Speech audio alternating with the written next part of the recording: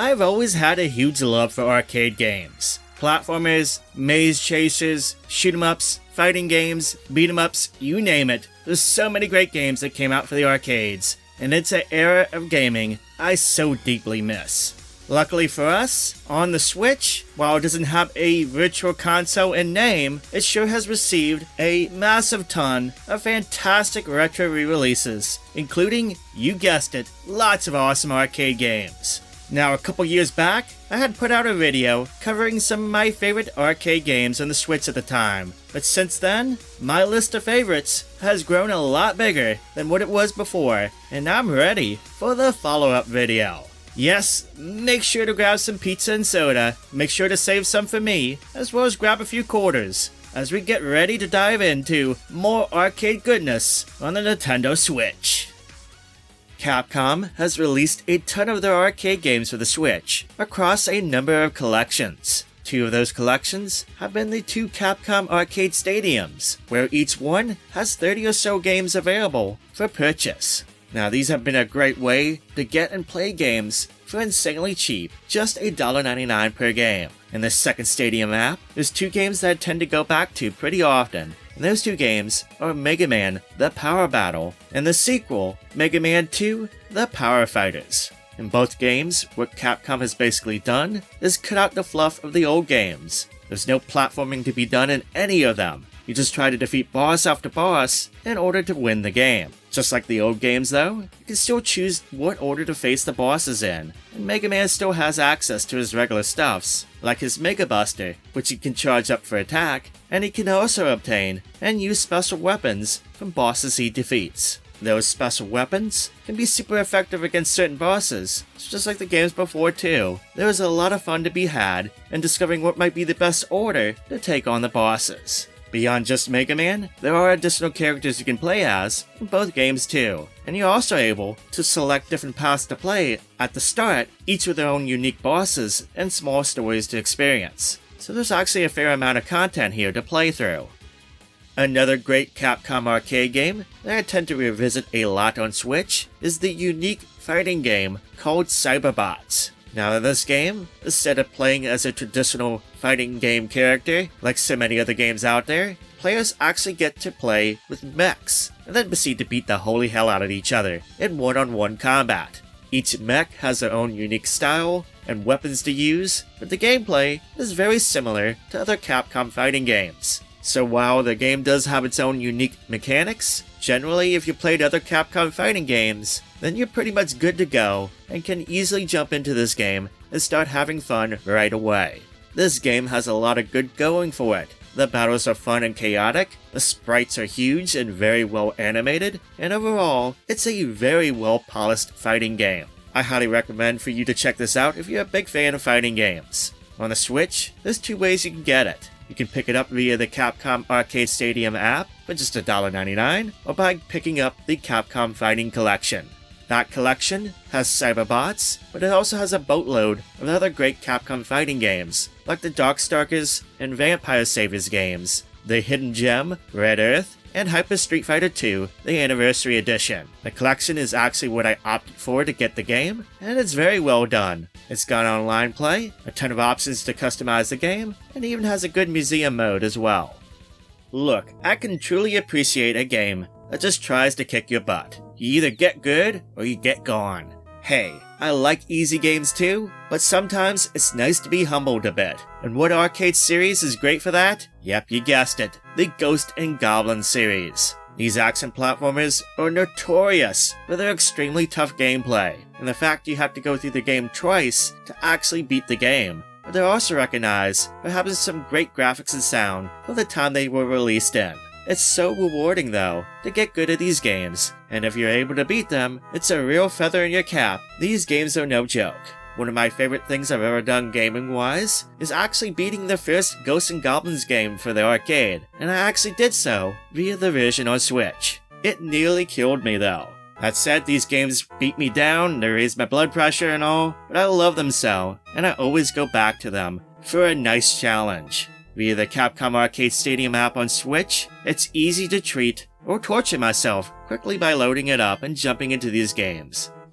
The Sega Ages series by M2 is filled with awesome gems from Sega's past, and arguably the single most important release in the series might be the Sega Ages release of Virtua Racing. Home ports had largely been unable to capture the accurate feel of the arcade game, but this version is flawless. You can't find a better way to play this game at home. Here the game is operating at 60 FPS with widescreen support, and the game has support for 8-player multiplayer on a single Switch system. Heck, they even added support for online multiplayer. It's pretty insane what they've done with this release, and no other home version of this game comes close to the Switch version. Now, Virtua Racing is an early 3D arcade racing game, and it's pretty simple looking in its graphics, but the game, even after all these years, is still pretty fun to play, and it's challenging to master, especially for the later 2 courses. It was a staple of arcades back then for good reason,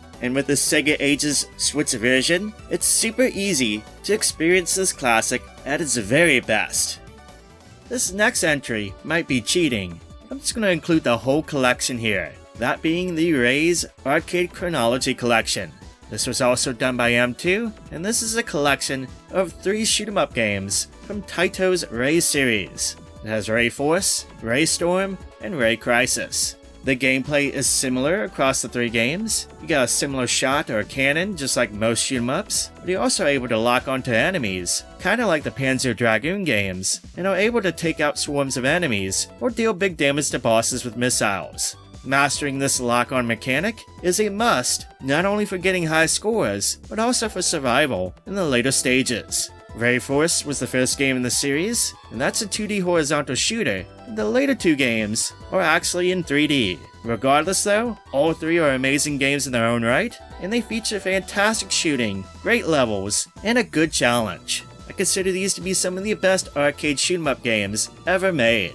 Now, I've been a fan of these games for quite some time, and I have home versions of these games in my collection for systems like the Sega Saturn and the PlayStation, but the collection here on Switch is simply the best way to experience these games. You got HD versions of the 2 later games, in addition to the OG versions. There's loads of stat tracking gadgets, an absolute massive amount of options to customize the games to your desire, a replay feature that lets you record, save, and view your entire gameplay run, online leaderboards, and so much more. This collection is packed to the brim with stuff, everything you'd need, and then some, and it's a fantastic way to experience these classic games. If you love shoot-'em-ups, then you definitely need to check out this collection and get it for the Switch.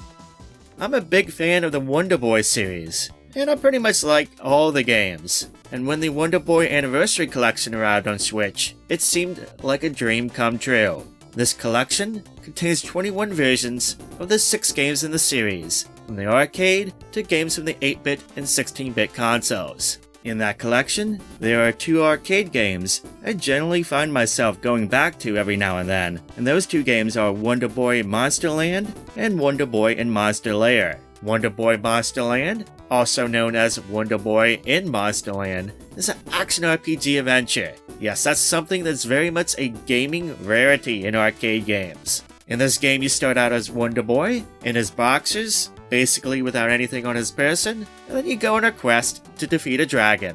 It sounds pretty crazy, but luckily though, you'll soon gain a sword, and you'll earn gold from enemies to purchase better equipment and stuff in order to help succeed in your adventure. As you get further into the game, you'll get better and stronger with the stuff you find. It's a really unique game that stands out from other arcade games. I love its style, and there's a boatload of secrets to find within. There's so many ways to earn bonus gold, plus there's lots of secret doors and stuff to find that open up loads of possibilities for the player. It's been a lot of fun on Switch, just searching and discovering what's in game, and using that knowledge to hopefully do better each time I go back and play. Wonder Boy in Monster Lair is also a game that's a bit of a rarity too. It's like a weird mix-up between the first Wonder Boy game and later games with shoot-'em-up and run-and-gun mechanics thrown in.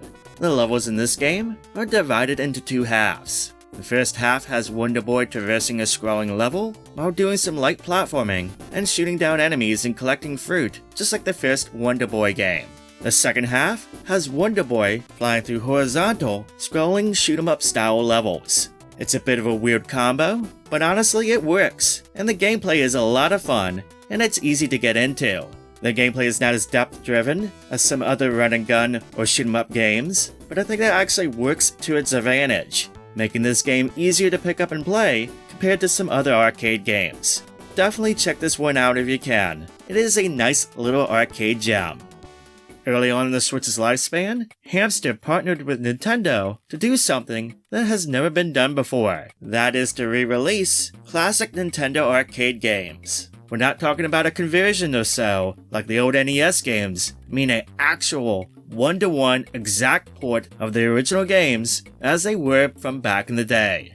One of the very first games to arrive via this new endeavor between the two companies was the original Donkey Kong. This is so cool that they did that, as you can now properly experience the classic game at home with the original difficulty and with its original level layout with all 4 original stages included. Now don't get me wrong, I grew up playing the NES version of Donkey Kong to death, but the arcade version is superior in every single way. What also makes this release very intriguing, it's not just a single version of Donkey Kong here. This version on Switch actually includes 3 different versions of the game. The original Japanese release, the later updated one, and the international version. For those unaware, the Japanese and international version of the original Donkey Kong game are quite different from each other. The level order is different, and even the difficulty of the game and how it scales is different in each version of the game. So it's pretty cool that they included these versions here, so everyone has a chance to experience the differences. On top of those 3 versions is the Arcade Archive standard of having a high score mode, a score as many points as you can in 5 minutes caravan mode, and of course, online leaderboards for every mode and version of the game. I'll be honest, I feel like not every Arcade Archives release is worth it, but this one is pretty darn sweet. Another Arcade Archives release that I often go back to on the Switch is vs. Super Mario Bros. Now for the uninformed, you might be saying, oh, this is just Super Mario Bros. From the NES. Really? It isn't. Sure, things start out familiar, but it quickly becomes apparent that things are very different in this game. The levels in vs. Super Mario Bros. Feature a lot of changes from the NES one. For example, a lot of platforms have been made smaller. There's more pit traps. Power-ups have been moved or removed entirely. There's enemies in different locations. And in some cases, brand new levels have completely replaced existing ones. This game is a much harder game now compared to the old NES version, and I really like that. Now it's not as hard as Super Mario Bros. 2, aka the Lost Levels is. It's not that insane in difficulty, but it's a nice middle ground between the two games. Now I'll admit it's a game not for everyone, but if you're like me, and you really love the original Super Mario Bros., and you crave a challenge, then check this one out. It's pretty good. There's one more Nintendo entry in the Arcade Archives series that I want to talk about today. That's the Arcade Archives release of Mario Bros. This is a platformer game where you play as Mario or Luigi, and you gotta bump enemies from below and then kick them to get points. Things quickly ramp up though, as you encounter additional enemies, such as crabs that require 2 hits, fireballs that tend to disrupt your plans, and freezies who can freeze platforms and make things extra slippery. It's a fun and chaotic game, especially in 2-player mode with a friend. Now just like the original Donkey Kong, I played the NES version to death as a kid, but it wasn't until I picked up this release that I realized the arcade version is by far the better version. It's a much more livelier game. There's more animation to all the enemies, and even with Mario and Luigi too. In the NES release, things are much more toned down and simplified. Also cut from the NES release was the enemy introductions. In the arcade version, a demo will play that introduces you to each new enemy when you first encounter them, and it teaches you how to deal with them and take them out. Another big change from the NES release is the difficulty. The NES version starts out really easy, and it takes a good bit for it to finally ramp up in difficulty. Here in the arcade version, the game starts out at a faster pace, with a bit of higher difficulty overall. I really like it, and I think the differences in the arcade game make for a far better game. The whole Galaxian series from Namco is great, but one of my personal favorites from that series is Galaga 88. This game starts off kinda like Galaga, the second game in the series, but features a number of changes beyond a new visual design. There's loads of new enemies, with new flight patterns, the bonus stages, now dubbed Galactic Dancing, are far more animated and varied, and now you have the ability to warp further into the game, as well as be able to start out with 2 ships conjoined together from the get-go.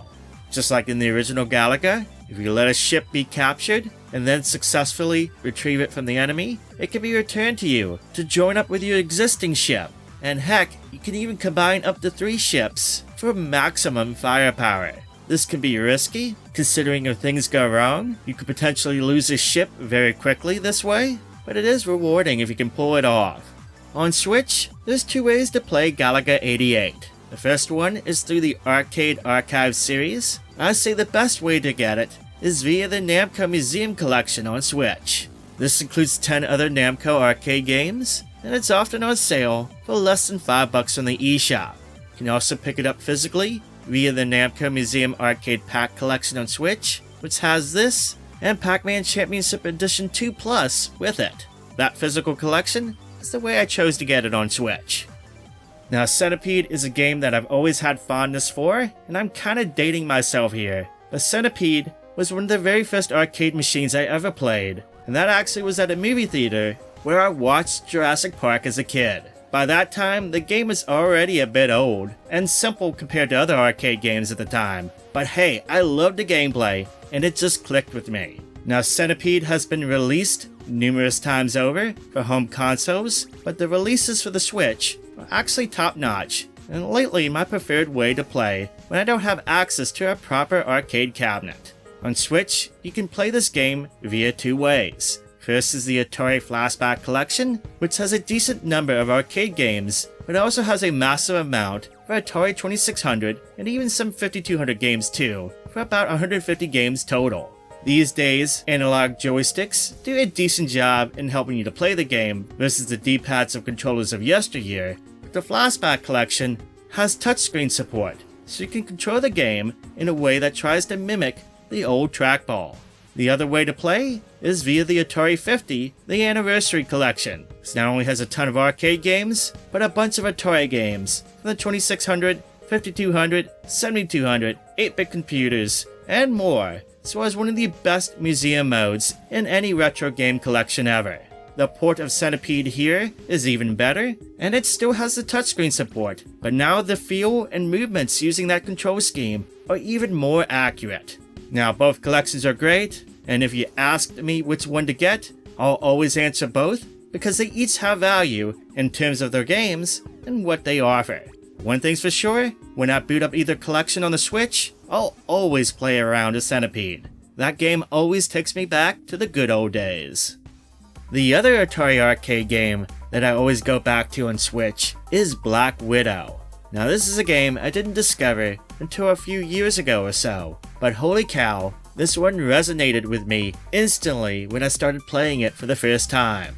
Now look at this game. It's crazy. You gotta move with the left stick, shoot with the right, all while trying to avoid contact with enemy bugs and shooting them down for points. Sometimes eggs get placed in your web, you can knock it off for more points before they hatch.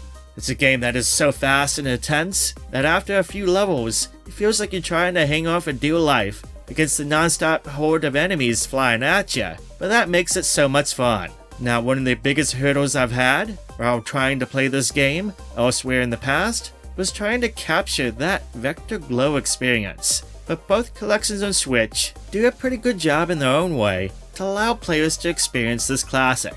Now, I can't decide which one I like better. I mean, Flashback's view effect with the vector style graphics, it does pop and it retains clarity, but the Atari 50 collection really emulates that soft glow effect that vector monitors do give off. Either way, it's a fantastic game, I love it to death, and I do recommend you to check it out if you pick up one or both collections on Switch.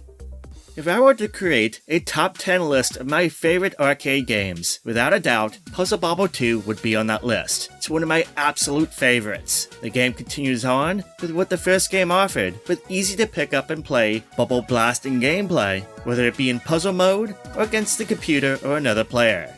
Now you may ask, why do I tend to pick this one versus the many other Puzzle Bobble games out there? Well, first, For me, it's a bit more fleshed out, gameplay-wise compared to the first one, by introducing some new bubbles, like the Spark Bubble, to help vary the gameplay, but it doesn't go overkill with the additions, like some of the later entries. Second, I feel that the puzzle levels in this one are very well designed, and most can be completed rather quickly if you know what to do, which helps to keep up the tempo of the game. Finally, I feel like the soundtrack to this one is top-notch. Holy cow, the music for this game is just so amazing, it's so joyful, there's so many good tracks, it's an excellent soundtrack all around. Good gameplay, good visuals, good soundtrack, it's a recipe for success, and that's why I keep coming back to this arcade game time and time again. Now on Switch, there's two ways to play. There's the Arcade Archives release that has both the Japanese original game, as well as the international Busted Move version, and of course it has a high score mode and caravan mode, just like the other Arcade Archive releases out there. But my go-to version is actually the Saturn Tribute one on Switch. It's in a collection called Puzzle Bobble 2X, Busted Move 2, Arcade Edition, and Puzzle Bobble 3, Busted Move 3, S Tribute. And yes, that's the full title. They really could have shortened that. This contains the Sega Saturn versions of both the English and Japanese versions of Puzzle Bobble 2 and Puzzle Bobble 3. Now while these are the Sega Saturn versions running on Switch, the games are largely the same as the arcade counterpart. These retain the classic arcade modes to a T, right down to the credit system and all, but they also include some extra content on top of that. Also, this version on Switch contains the 2X version, the updated version of Puzzle Bobble 2 for the arcades, which had new additional levels and such. That's pretty neat, and the Arcade Archives version doesn't have that at all. Honestly, that's a pretty big win for me. That said, the collection of the two Saturn games are emulated pretty well on the Switch. I haven't had any issues with them at all, and they have some additional features like a rewind and slow time options for the cheaters among us, the ability to save at any time, the option for unlimited credits, and more. The only thing I wish it had was online leaderboards, which is the only advantage that the Arcade Archives release has. But hey, it's Puzzle Bobble 2, and the sequel included, and I could play it on the go, which makes me a very happy gamer.